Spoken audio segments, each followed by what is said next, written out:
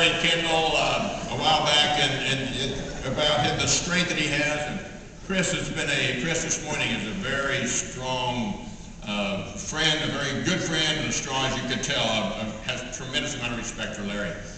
And Larry has a system that he introduced, which is really part of kind of what I think Chris talked about. And Larry asks people oftentimes to write a letter to themselves a year from now.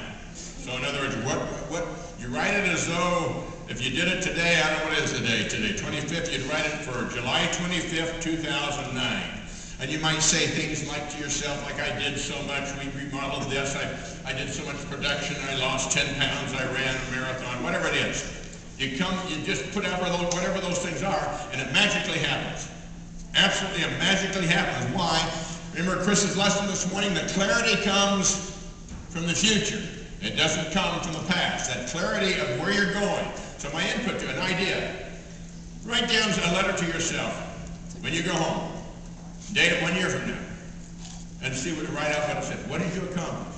What did you put in place? You could even do it 30 days from now as you get back and put it into action with regards to apply it to the lessons that you've learned, the action plans you want to do.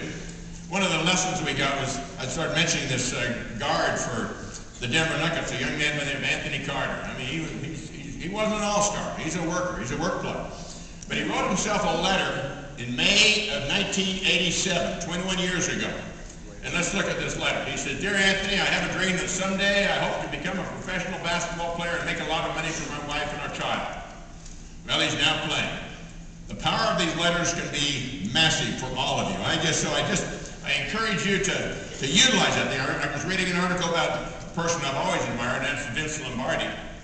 Vince Lombardi, as you know, was the coach of the Green Bay Packers, and when Bart Starr was talking about the first meeting, and they were like 1-11 the season before. Bart Starr was on the team. After this meeting, Bart Starr called his wife and said, "We're going to win. We're going to win." Here was the quote he just basically said as he met with him. "Gentlemen, we are going to relentlessly chase perfection, knowing full well we will not catch it."